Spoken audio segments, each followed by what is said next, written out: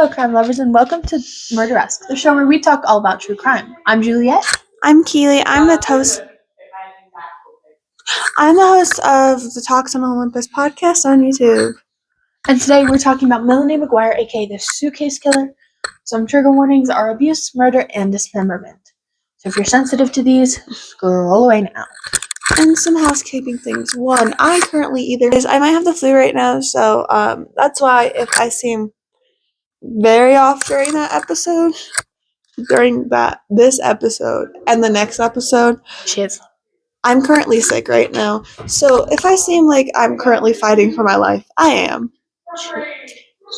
And then the next housekeeping thing. So, if you can't hear, we're in a different setup. This episode and the next episode are going to be this way.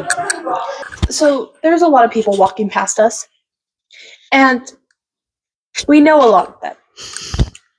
And they're loud, and they're talking. So if you hear any background noise, or we're distracted, it is because we can see everything happening. We are in a booth with, as you can see, a very open space.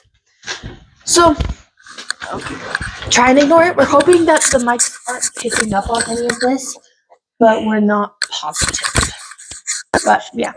So, let's get into it. So, Melanie Lynn Slate was born on October 8th, 1972, and she was born to Michael and Linda Caparero. She grew up in Ridgewood and Middletown Township, New Jersey. And yeah. She's a Jersey girl. Good for her. So she enrolled at Rutgers University and graduated in 1994 with 2 degrees in math and psychology. And then she went to Charles E. Gregory School of Nursing, which is now known as the Raritan Bay Medical Center. So she graduated second in her class with a nursing diploma in 1977, and she married U.S. Navy veteran William, a.k.a. Bill T. McGuire, in 1999 and had 2 sons. So, just for the sake of everything, we're going to refer to her husband as Bill. That's what everyone knew him as.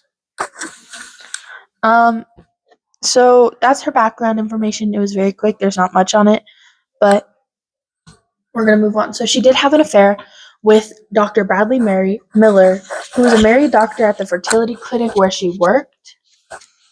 And this started in 2002, and they discussed marriage, buying a house, and having their own children together. So it was like a serious affair. It was very, very serious. Like, it's not like high school cheating. But yeah, I know it's not. But they did say he was like, we're gonna divorce our spouses, and we'll get married, and we'll have a house, and we'll have kids. But yeah, so that's all on the affair for now. So let's get into the murder. So Melanie wanted to start a life with her lover, but Bill said that he would take their kids away if she divorced him because he was more successful than she was and made more money. And so he's like, I'll take our kids, and you won't be able to get them. And she also claimed that he was a compulsive gambler and that he would become violent. So on April 29th, 2004, they had just moved into a bigger house, and she had said that they had a violent fight where he choked her when she was moving clothes to the dryer. Boo, boo, boo. Yeah. So a few hours after the fight, it is said that Melanie drugged Bill and shot him dead, and then dismembered his body and shoved his remains into a 3-piece suitcase bag. She then drove to Virginia on May 3rd, 2004, and threw the suitcase into the Chesapeake Bay. How far is Jersey to Virginia? It's not that far. That's all the murder. She just shot him, cut him up, and shoved his remains in suitcases, threw him over the edge. I like how you said she just shot him and cut him up. We've done worse. We've covered worse cases. Don't remind me. So on May 5th, 2004, literally 2 days after she disposed of his body, 2 fishermen and 2 kids found the first suitcase containing human legs, and a murder investigation was launched. Those poor children, imagine how traumatizing that was to find a suitcase, open it, and it have human legs. Can we have like one case where the kids aren't traumatized? I don't know if Please? that's possible. I'll try my best, I promise you. Then May 11th, the second suitcase was found containing a head and torso on the beach of Fisherman Island National Wildlife Refuge by a graduate student just cleaning the beach. So the head had 1 bullet hole while the torso had 2 bullet wounds. So, yeah. And then May 16th, the final suitcase was found containing arms. And it was found floating in the water near the Chesapeake Bay Bridge. So, yeah. He was found. So, after finding all of the body parts, they put them back together, and the police released a facial reconstruction of the victim. And in case you didn't know, the victim is Bill. And an acquaintance of Bill's recognized him and told the police, and it led the police to switch jurisdiction to New Jersey, and Melanie became the prime suspect. On April 26, 2004, Melanie purchased a .38 caliber handgun in Easton, Pennsylvania, which was the same gun that was used to kill Bill. Really, Pop? If you wanted to get away with murder, don't buy a gun like 2 days before you're gonna shoot the man, and don't use matching suitcases. Honest. Yeah, and there was a bunch more incriminating evidence, like The matching suitcases. the matching suitcases and all of that, but there's just so much incriminating evidence.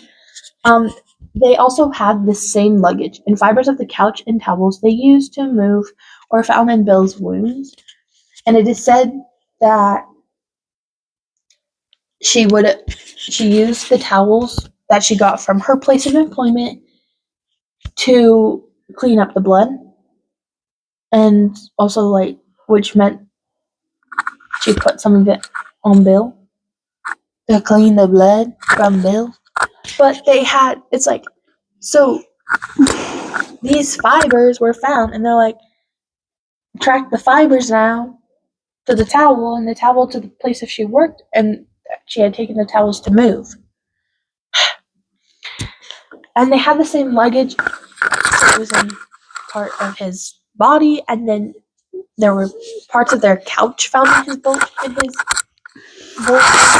and part of the pillow they owned, which they think she used the pillow, put it over him, and used it as a homemade silencer. Yeah. So, the trial.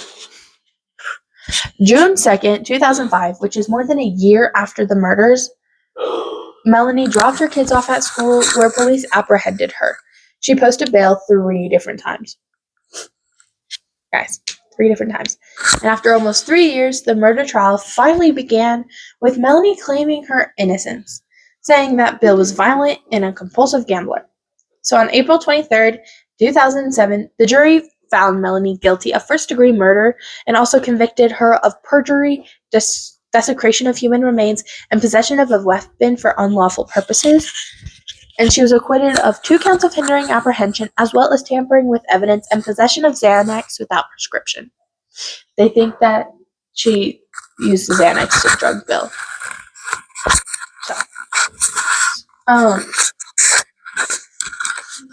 So she was sentenced to life in prison. But she tried to get a new trial. Not much happened with that.